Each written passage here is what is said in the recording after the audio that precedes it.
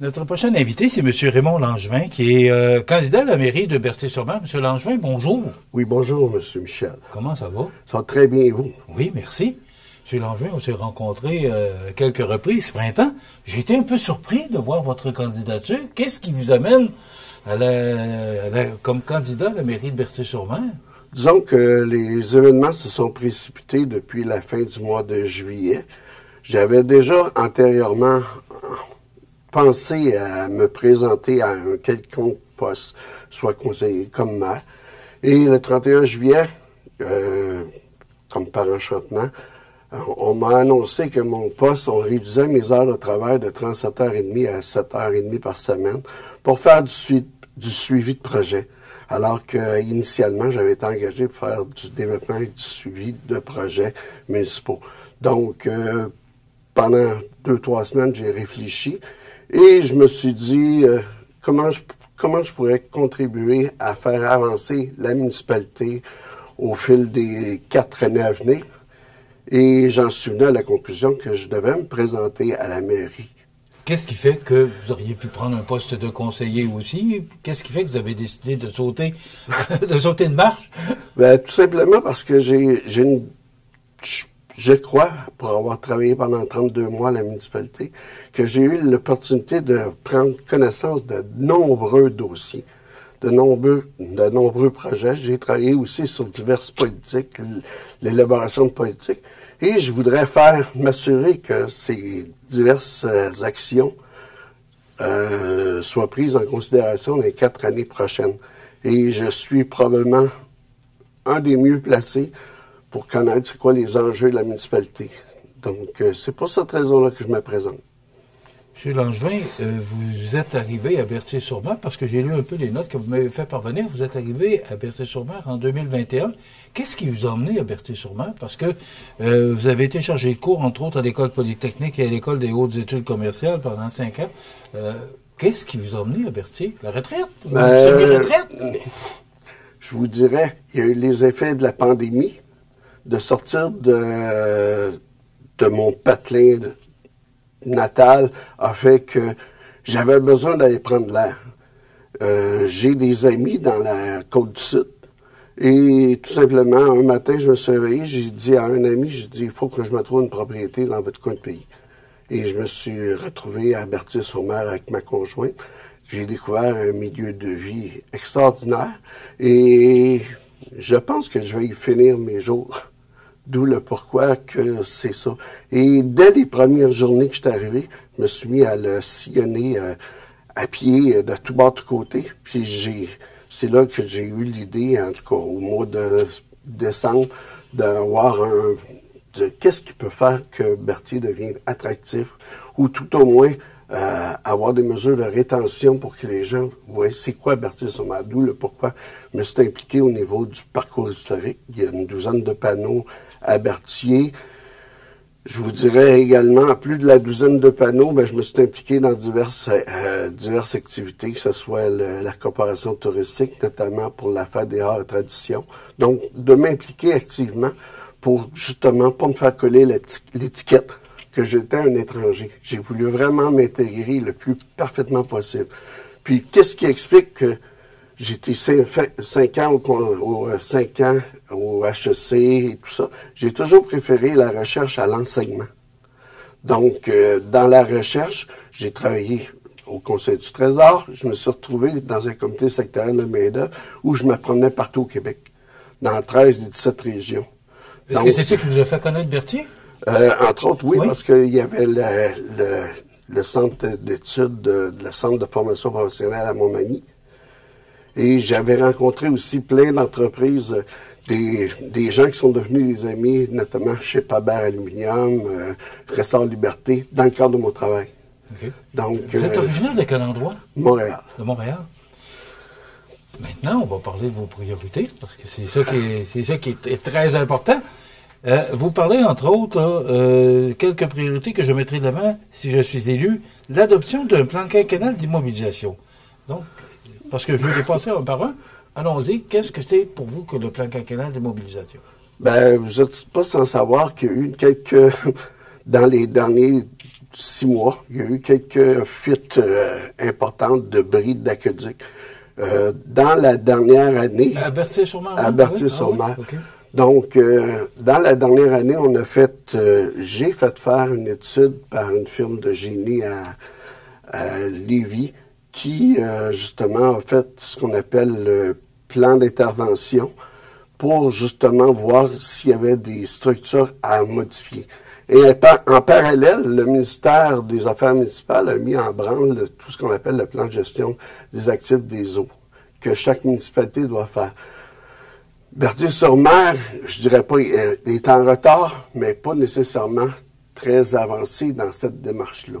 Donc, c'est important de savoir qu'est-ce qui est à changer à court, moyen et long terme, puis d'être capable d'immobiliser des sommes d'argent, de prévoir des sommes d'argent pour des modifications ou des réparations ou même de l'entretien. Mais pour que ça fasse partie de votre plateforme électorale, est-ce que vous avez déjà une idée de ce que ça peut représenter? En termes de réparation ou de quoi c'est? Parce que notamment, faut que ce soit dans votre budget, parce que vous parlez qu'un contrôle rigoureux des finances publiques et du budget, c'est un autre... OK. Je reviens. Une idée, oui. Notamment sur, prenons la rue principale qui va du chemin de Turbide jusqu'au début de la 132, là, quand on rentre dans le village. Ce qui est important de savoir, c'est que le réseau d'aqueduc et des réseaux d'aqueduc, des conduites d'aqueduc et conduites d'égout datent d'avant 1973. Il commence à y avoir des fissures importantes ou de l'égrenage des conduites. Et ils sont appelés à être changés. Et c'est plusieurs millions de dollars qu'on parle. Puis en même temps, lorsqu'il y aura changement des conduites, il va falloir remettre de l'asphalte, refaire la chaussée. Donc, c'est tout ça. La même chose pour les bâtiments municipaux.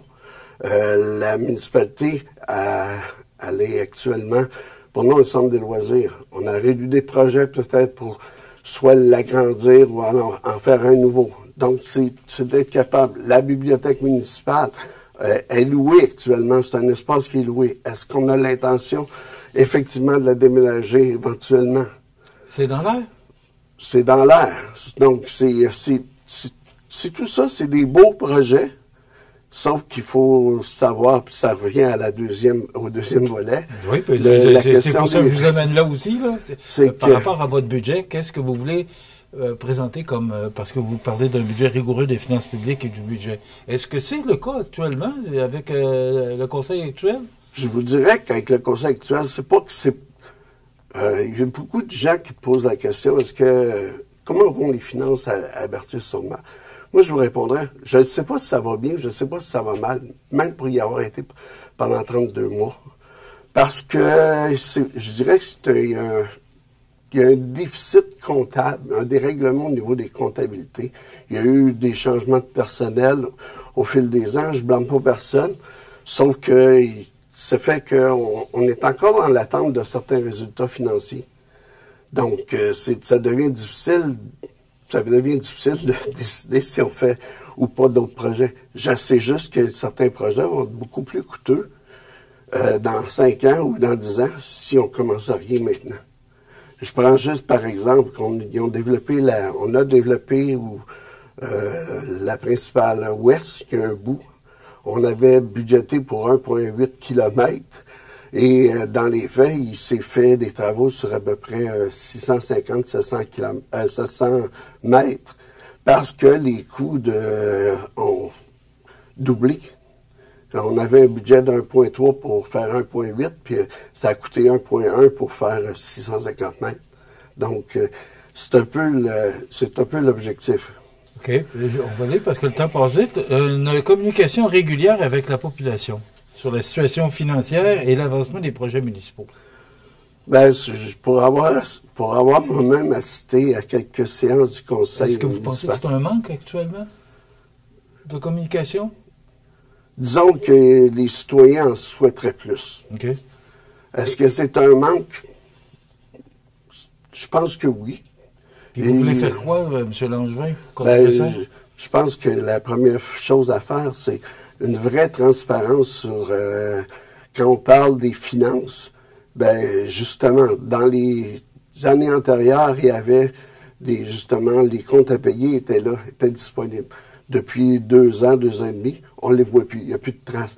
Alors, quand on arrive lors des séances du conseil, il y a un beau point, on dit, la municipalité a dépensé 300 000 sur telle chose, dont incluant les salaires. Mais les citoyens ne voient pas où ils ont été dépensés ces argents-là. OK, poste par poste. Là. Poste par poste. Alors, transparence, ce serait justement, lors des séances du conseil, ni plus ni moins, de remettre une feuille, un bilan à chaque personne qui participe pour qu'ils puissent avoir une idée de l'ampleur des dépenses, voir où l'argent est dépensé. Actuellement, c'est pas fait. OK. La protection de l'environnement et la lutte contre les changements climatiques.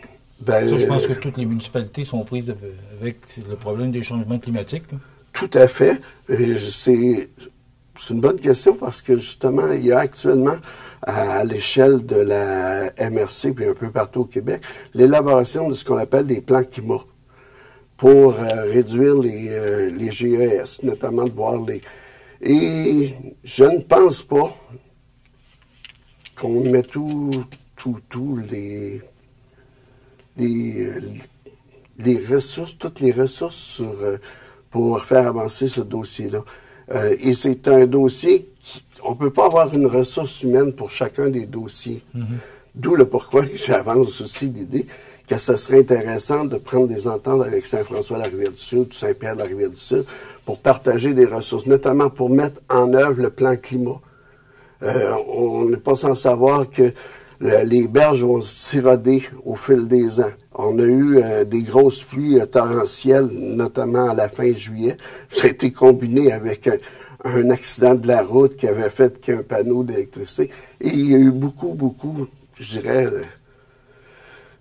ça a beaucoup d'impact. On n'est pas capable de contrôler. Donc, c'est d'amener les gens à prendre conscience qu'il faut prendre soin de notre planète, puis il faut prendre soin de notre petit coin de pays.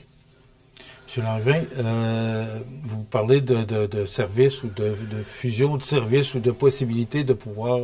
est-ce que c'est dans vos plans? Vous avez parlé de Saint-François, entre autres. Là. Est-ce que c'est dans vos plans de faire une fusion de services ou tout simplement une fusion? Parce que c'est dans l'air, on entend d'autres municipalités qui ont de l'intérêt à fusionner leurs services, mais aussi peut-être se fusionner ensemble. Est-ce que pour vous, dans les prochains 4 ans, si vous êtes élu maire, c'est dans vos cartons? Ça pourrait être dans mes cartons en discutant avec les autres maires ou mairesses concernés. Et actuellement, je sais que Frédéric Jean se présente dans Saint-François. Ce serait d'aller échanger avec lui, puis d'aller échanger avec sa direction générale. La même chose avec Saint-Pierre-la-Rivière-du-Sud. On sait juste une chose, c'est qu'il y a des services où il y a des ressources qui peuvent être partagées de plus en plus. Et on le fait avec le déneigement, on le fait avec les pompiers. Donc, il y a d'autres services qui peuvent être faits avec ça. On le fait avec les matières résiduelles. Donc, ce serait de s'asseoir et de regarder tous les services puis de dire, est-ce que ça serait bien de les fusionner? Il ne faut pas se leurrer. Les économies d'échelle sont peut-être pas si élevées que ça. Mais sauf que ça peut paraître, ça peut probablement permettre un meilleur équilibre, justement, entre dire, OK, on a les ressources pour pouvoir le faire un peu partout. M. Langevin, il reste à peu près 70 secondes. Vous êtes élu maire le 2 novembre. Quelles sont vos priorités à partir du 3 ou 4 novembre, à partir de la serpentation? Bien, je vous dirais de m'asseoir avec les autres membres du conseil et la direction générale, puis de la municipalité, puis de regarder tous les dossiers que chacun voudrait porter, avoir quel chapeau voudrait avoir, d'échanger. Et une chose qui est sûre, de manger avec les membres du conseil, de dire, regardez, il faut créer, on n'a pas le choix, il faut créer des comités citoyens consultatifs sur un paquet de dossiers, que ce soit pour le développement du cœur villageois, le développement de l'Église avec une politique culturelle, que ce soit le développement du parc fluvial. Il y a des projets dans l'air, c'est vraiment de mettre l'emphase sur une communication élargie avec une participation active des citoyens. Au-delà de tout ça, je pense que c'est pas juste des vœux pieux, c'est des vœux réalisables. Il y a déjà des travaux qui sont amorcés à ce sujet-là. M. Langevin, on va vous souhaiter bonne chance le 2 novembre prochain. Merci beaucoup. Merci d'avoir été avec nous. M. Raymond Langevin, qui est candidat à la mairie de Berthier-sur-Mer. Voilà, ça complète.